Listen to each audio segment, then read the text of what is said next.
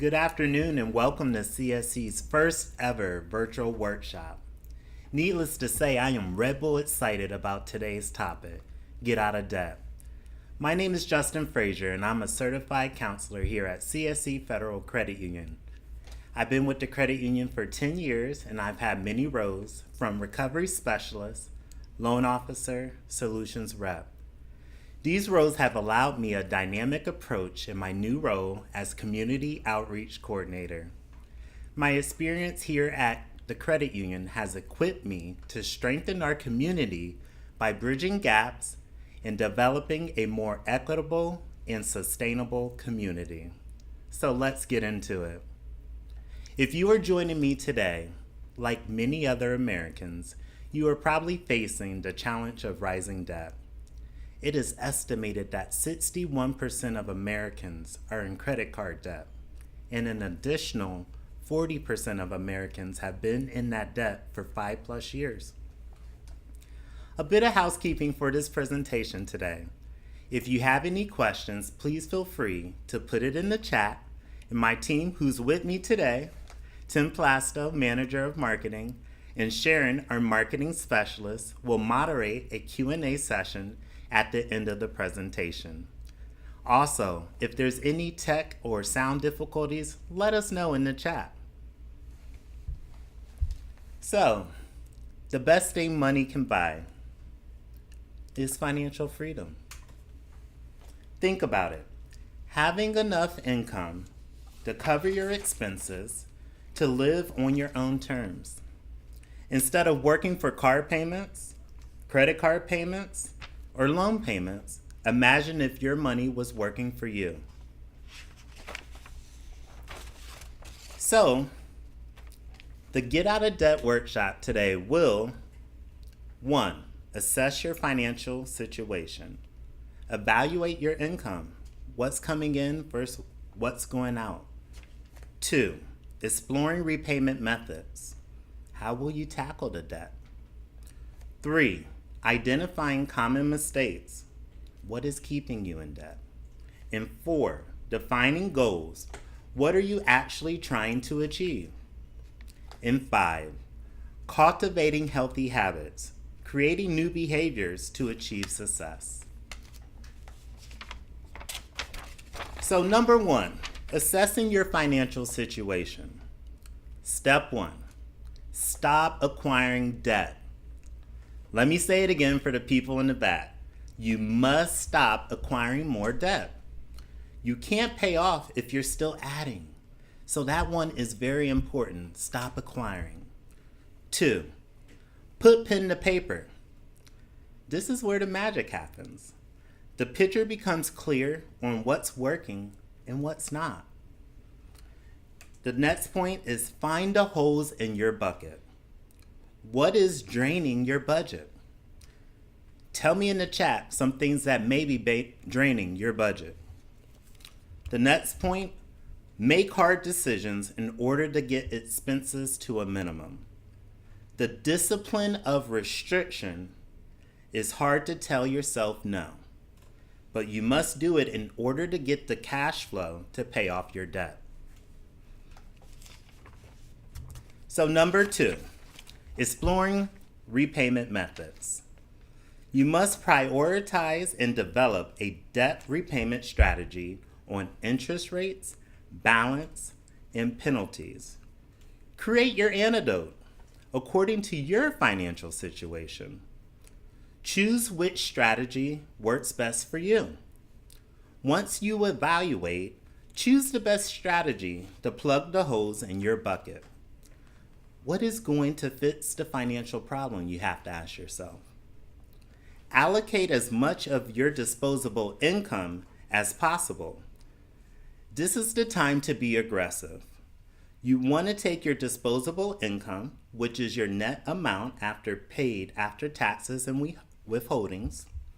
And now I understand that we're all human and we all want to have that discretionary income for spending, but just make sure you put it in the budget.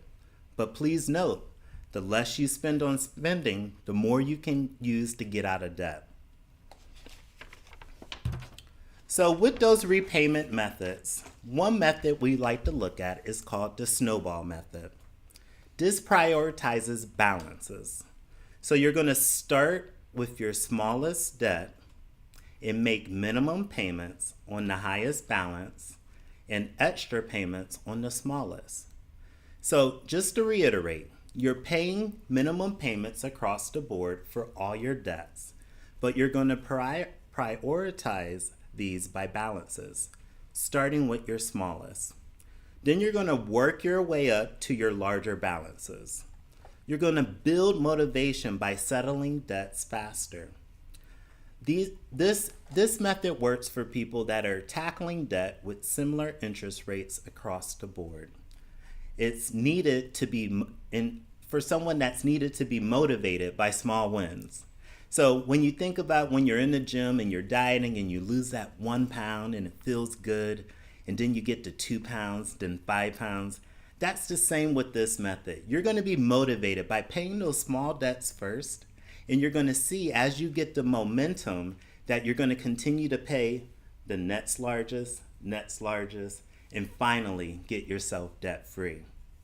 For an example, if you have a credit card that's $100, we'll call credit card 1, credit card 2 for $200, and credit card 3 for $300, you're going to start with credit card 1. You're going to pay $100 to get that debt paid off while maintaining the minimum payments on the other two. Once you've made that payment to pay off the $100 credit card, you're going to move on to credit card 2. You're going to take the payment that was allocated to credit card 1 and also move that to credit card 2. Once you pay off credit card 2, you're now going to take the payment that was allocated for 1 and 2 and put it towards 3. We'll have more details on that later if you need a refresher. And remember, use that credit report to make sure you've listed every debt. A lot of times in the hustle and bustle of things, you might miss a card. So use your credit report as a tool. Moving on to the next repayment method, the avalanche method. The avalanche method prioritizes interest rate. So you're going to prioritize your debt this time by interest. You're going to knock out the big debts with the highest interest rate. You're going to pay more on the high interest debt and minimum payments still across the board to all debts, working your way down based on the APR, your annual percentage rate. This method is for the member that's looking to save the most cash and is motivated by savings. Yeah, it's a little tougher because it's going to take a little bit longer for you to pay that debt, but big picture, you're going to be thankful because you're going to save the most by paying off those balances and saving on the interest. So the difference between the two is how you prioritize your debt. Back on the previous slide with the snowball, we're prioritizing by balance. With the avalanche, we're prioritizing by the interest. So you have to understand which antidote is best for you. Which one are you going to save the most money to get yourself out of debt? For an example with the avalanche debt, if you had a credit card at 25% and you had a car loan at 8%, you would choose to pay off the credit card debt first because the APR is higher. If you have questions about that, we'll be sure to put resources at the end, and you can certainly ask in the chat. Moving on. Number 3, we want to identify common mistakes. One common mistake made is not having a clear plan. A budget is like a map, but the spending plan is like directions on how you're getting there. It's one thing to have the plan, but you need to have the directions on how you're going to achieve it. So a budget is like the map. The spending plan is like the directions. You need both to get to where you're going to be for your financial goals. Common mistake 2, continuing to accumulate debt. We can't say it enough. If you continue to add, you can't get out.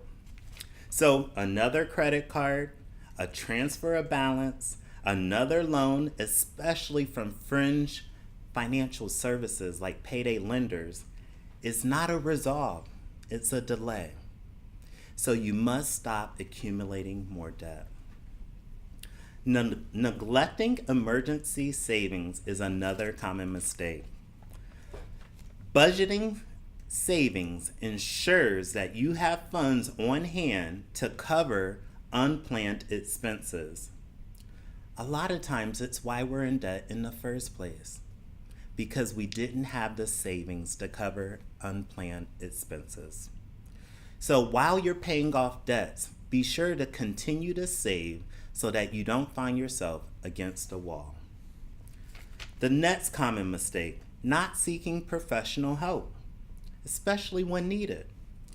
Debt can have huge impact on physical and mental health. Sometimes you need professional help to take an honest look at the debt. Let's be real.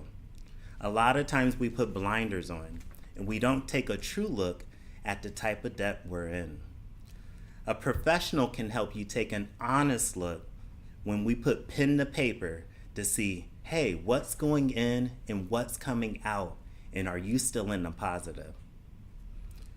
In addition to that, sometimes it can be as simple as a workshop like today to get serious about paying off your debts. I like to say one thing to do is to get you a fin friend. I know you're asking, Justin, what is a fin friend? It's a financial friend, someone you can trust that you can use as a sounding board and most importantly as an accountability partner. I have a fin friend and we talk about once a month. And we talk about things about what's working and what's not. And we also make sure that we're striving in the right direction to achieve our financial goals. So if you don't remember anything, get you a fin friend, which is a financial friend, so you can be held accountable and make sure you're moving in the right direction. And most importantly, use them as a sounding board to toss ideas back and forth and to make sure you're on the right path. So, with that being said, I want everyone to understand there are two types of debts out there. There's bad debt, which we're talking about today, but there's also good debt. So what is bad debt? Bad debt is any debt you're losing money on, simply put. Let's take a car for example. Normally when someone comes into a lot of money, hit the lottery, the first thing they go do is buy a Lamborghini, a nice car. They're living the dream. But why is that bad debt, Justin? Well, a car, usually in the first year, depreciates by 25%. In 3 years, that same car depreciates almost 50%. So if you're out there and you got a $30,000 car, in 3 years, that car is merely worth $15,000. So you're losing money in that aspect. Good debt? Take your home as an example. As you pay down that mortgage, you are gaining equity in that home. When you gain equity in a home, you have an asset. An asset is anything that is adding value, adding financial value to your worth. So there is a difference between bad debt and good debt, and I wanted to make sure that we all understood. Good debt is when you're gaining value, bad debt's when you're losing money. So moving forward, number 4, guys, defining goals. Defining goals is important because we want to know, what does regaining control of your finances look like for you? Well, for some people, it may be as simple as righting the ship, getting your budget back in the positive. For others, it may be paying off debt so that they're preparing for retirement or a fixed income. You have to understand how to define your goal for financial freedom. In addition to that, you want to set short-term goals and long-term goals. But here's the catch. Your short-term goals should take you to your long-term goals. For an example, let's say you get Starbucks every day and you spend about $10 a day on Starbucks. You decide that you're going to cut Starbucks out and you're going to set that money aside. in a savings account. Over time, that savings account may turn into your long term goal as what we call a safety net savings, which is normally 2 to 3 months of income. So your short term goals should help lead you to your long term goals so that you can get there efficiently and it can be more attainable. So that leads me to, how do you make your goals manageable and attainable? Well, you want to start small, you want to track, and you want to have a detailed plan. Stemming back to saving money.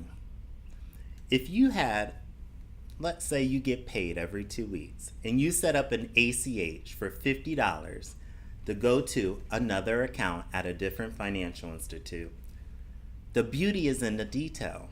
The detail is the ACH, which you know your money's going to go there automatically, the $50 that you budgeted into your account, and the detail of going to another financial institute so you don't touch it. The details is what makes a plan work. With that being said, in terms of goals, consider the financial timeline, emotional, and mental aspect. So when thinking about that, I thought expectation allows for preparation. Let me say that again. Expectation will allow for preparation. It will allow you for preparation of having patience, grace, and tenacity to get you through this trouble of debt.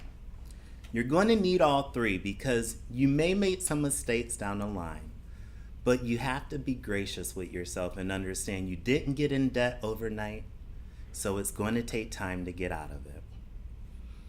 Moving forward, when considering goals for your credit score, if necessary, I always say if you start with good habits, your score will follow. It can set you up for tools to help mitigate the cost to you long term. So you want to be working on that credit score because that credit score can allow you to have tools to help you get out of debt. And once you're out of debt, it can help mitigate the cost to yourself with interest rates. Last but not least, when defining goals, don't forget about emergency savings. I know we said it once, and I know we said it twice, but that's the importance in savings. Your savings is your financial life raft. I always say there's no rates better than lending from your own bank. So if you can lend from yourself, that's going to be the best rate, especially when it's something like a blown tire or a furnace going out. You can pay for that yourself out of your emergency savings, saving you that additional interest. And remember, your goals are here, as the young kids say, to gas you up to achieve your financial freedom. So you got to have those goals to motivate you to get where you want to be. Moving forward with number 5, we want to cultivate healthy habits. Now, before I get into that, let me get me a drink.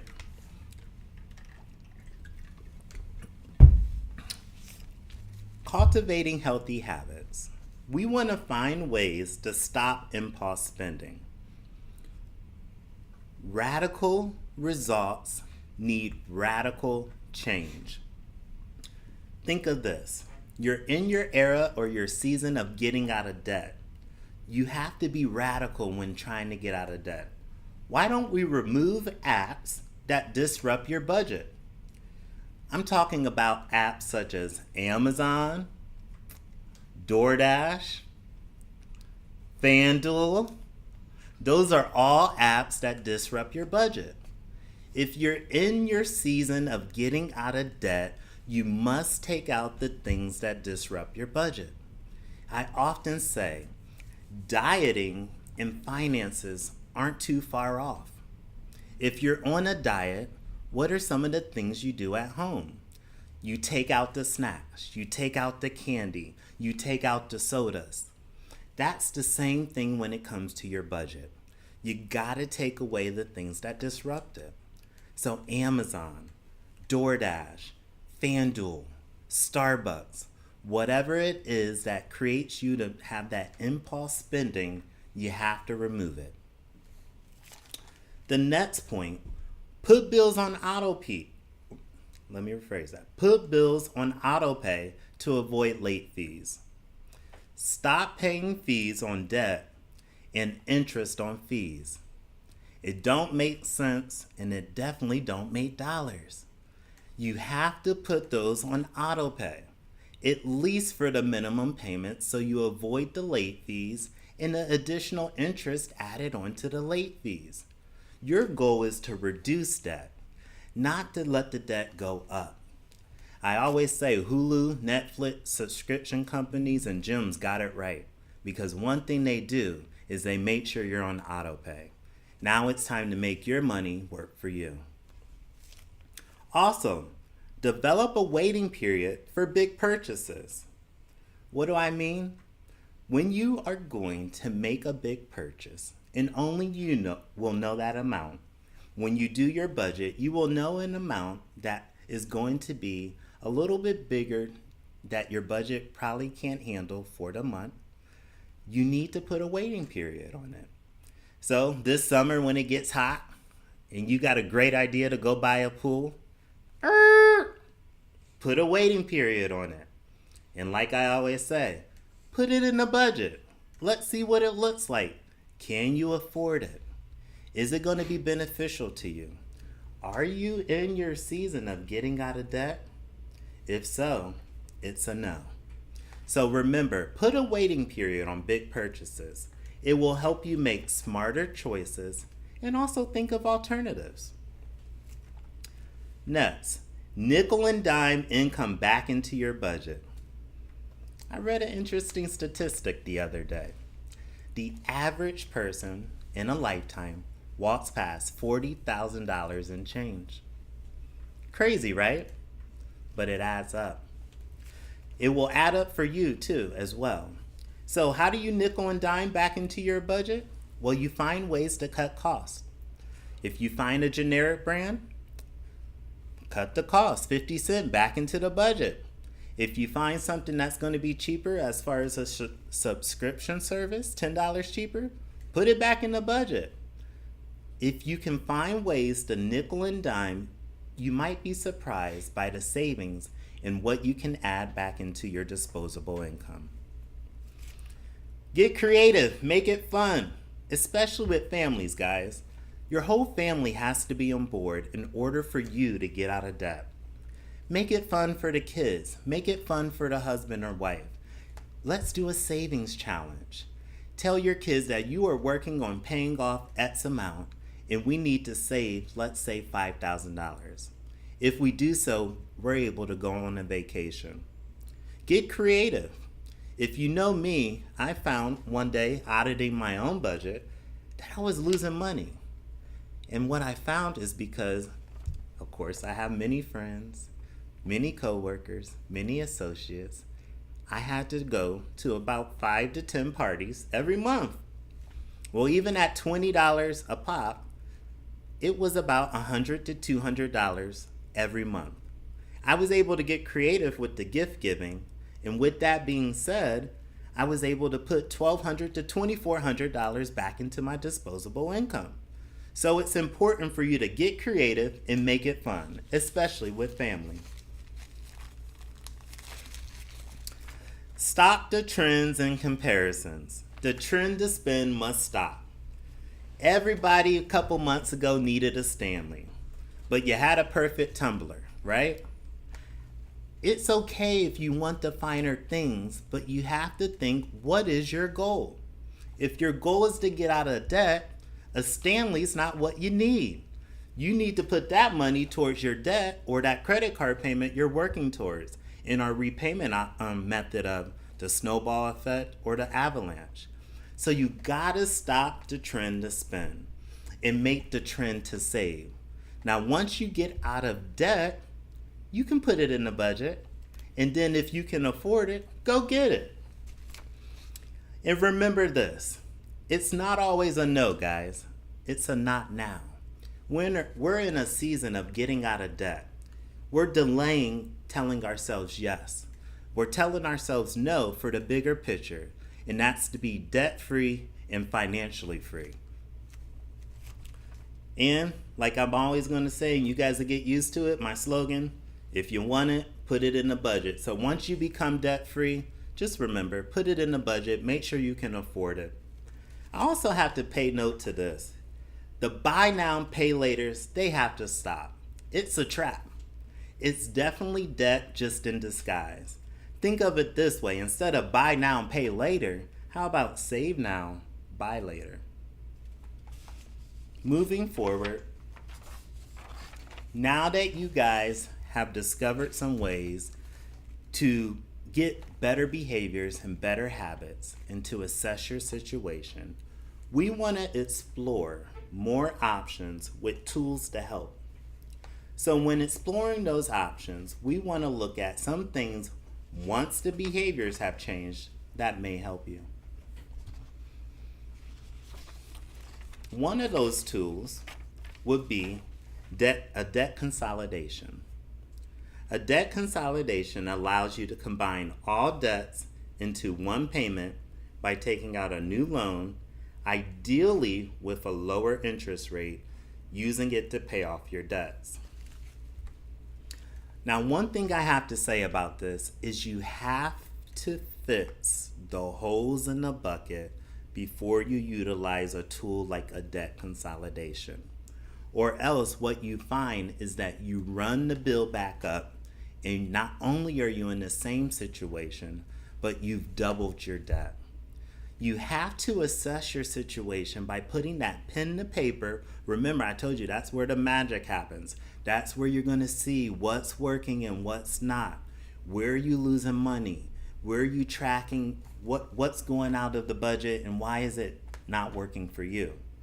Once you've established that and you fixed it, then you can do a debt consolidation. The debt consolidation can be a useful tool because it's going to minimize the stress and the chaos.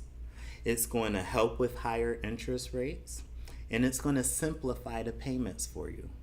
But you have to fix the behaviors first. Another tool that you may be able to use once you fix those behaviors is a debt management plan. I like to call this the personal trainer to the budget and spending plan. And that is because a debt management plan is a plan set up by a nonprofit or credit card counseling agency to help you pay off your debts. But be sure to do your research. We put a blog, as you can see with the QR code on the screen, that you can learn a little bit more about debt management plans. We've also put a QR code for the National Foundation for Credit Counseling, which does great with a debt management plan. This helps you by someone actually helping you allocate your payments and paying off debts and doing settlements for you, but normally there is a fee. So that's why you got to go to that blog and kind of see what the pros and the cons are to a debt management plan. These are for those that need a little bit of extra help in making sure they're sticking to the plan. You guys picking up what I'm putting down? So moving forward, we want to say another tool that you can use, and we only suggest this once the damage has been done to your credit, is negotiating settlements. Creditors may be more willing to negotiate a settlement to recoup a portion of the debt owed rather than risking no payment, especially if you defaulted.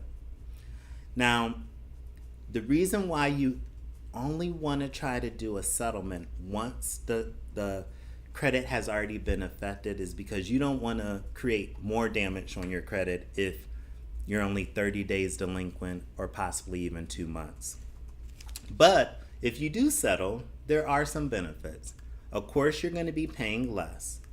It can also stop litigation, the legalities of things like wage garnishment, lien on property, and etc.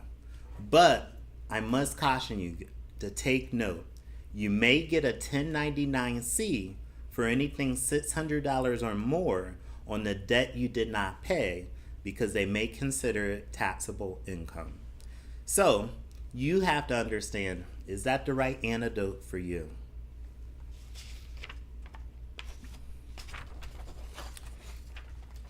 As a very last resort, once again, encouraging behavior and making sure that you change those behaviors, we have a few more resources that a lot of people do mention that they can tap into, and we'll go over. So one resource we want to start with is emergency funds. Yeah, you worked hard saving your emergency funds, but if you're in extreme debt, you're going to utilize those funds to help you get out of debt. But the key to that is to continue to save for those emergency funds so that if you do find yourself in a predicament, let's say 12 months down the line, 24 months down the line, you'll have savings built back up to get out of it. 2, home equity, home repair debt. A home equity line of credit can be useful if you're doing a home repair or if you're needing to pay off a large lump sum of debt with lower interest. But the most important piece is that you remember you got to change those behaviors. You have a risk of losing your house if you don't change the behaviors, because now you're putting your house up as collateral in order to get that line of credit. So a home equity can be beneficial, but make sure you've changed those behaviors in order to set yourself up for success. Number 3, bankruptcy.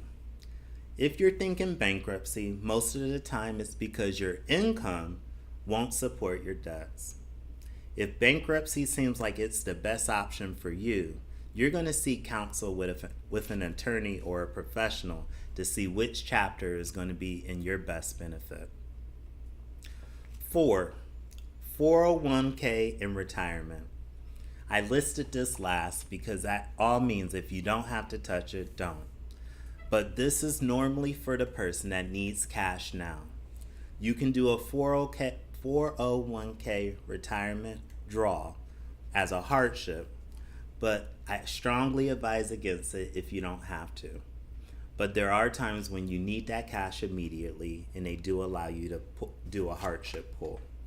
So those are a couple of resources that you can utilize to get yourself kind of out of debt in order to make sure that you're able to pay off debts and be financially free. So, putting it into action. Assessing your situation is 1. 2, evaluate what is in your power to change and budget. You know my line, put it in a budget. 3, change your behaviors for good. 4, take action. And 5, reevaluate along the way or ask for professional help. 5 is very important, guys. You got to reevaluate. Make sure you're on track. Be gracious with yourself. You will make mistakes, but a budget is merely like a guardrail. It's to keep you on track. It's not to restrict you, but it's to let you know we do have guidelines to keep you where you need to be in order to stay out of debt and to get out of debt.